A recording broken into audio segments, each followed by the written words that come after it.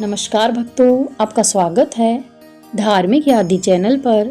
आज हम सुनेंगे आश्विन शुक्ल पक्ष की शरद पूर्णिमा व्रत कथा। शरद पूर्णिमा को कोजागरी पूर्णिमा या रास पूर्णिमा भी कहते हैं। यह व्रत माँ लक्ष्मी को समर्पित है और माना जाता है कि इसी रात देवी लक्ष्मी संसार में भ्रमण करती हैं।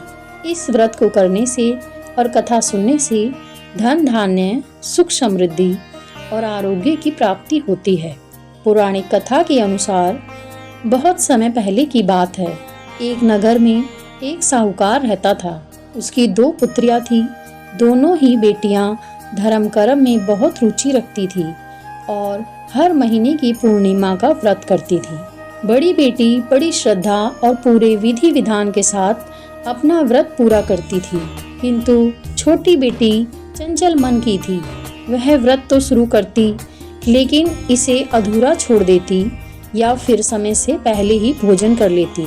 समय आने पर साहूकार ने दोनों पुत्रियों का विवाह कर दिया।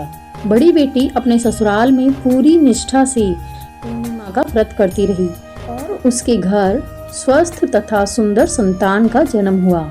वहीं छोटी बेटी ने भी व्रत करने की कोशिश की, लेकिन उसे पूरा नहीं किया। इस अधूरे व्रत के कारण उसकी कोई संतान न हुई और अगर संतान हुई तो वह जन्म लेते ही मर जाती थी। इस तरह एक के बाद एक उसकी कई संतानें जन्म लेते ही मृत्यु को प्राप्त हो गई। छोटी बेटी बहुत दुखी और परेशान रहने लगी। उसने अपनी इस पीड़ा का कारण जानने के लिए एक विद्वान पंडित को बुलाकर अपनी समस्या बताई। पंडित ने ध्यान लगाकर सोचा और कहा, बेटी तुम हर पूर्णिमा का व्रत करती तो हो, लेकिन उसे अधूरा छोड़ देती हो। तुम्हारे अधूरे व्रत के कारण ही तुम्हारी संतानें जीवित नहीं रह पाती।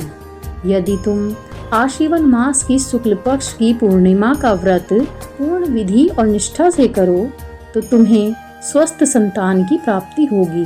ब्राह्मण की बात सुनकर छोटी बेटी ने शरद पूर्णिमा के व्रत को विधि पूर्वक करने का संकल्प लिया।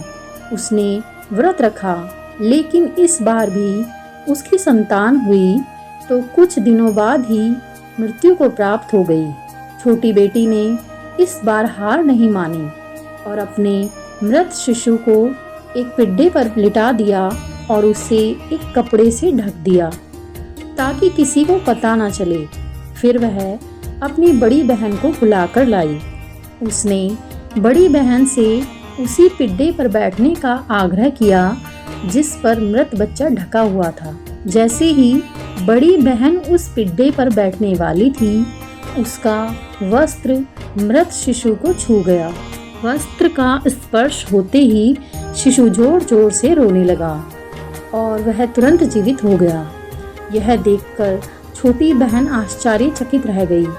बड़ी बहन भी हैरान थी और उसने क्रोधित होकर छोटी बहन से कहा कि क्या तुम अपनी संतान की मृत्यु का दोष मुझ पर लगाना चाहती थी?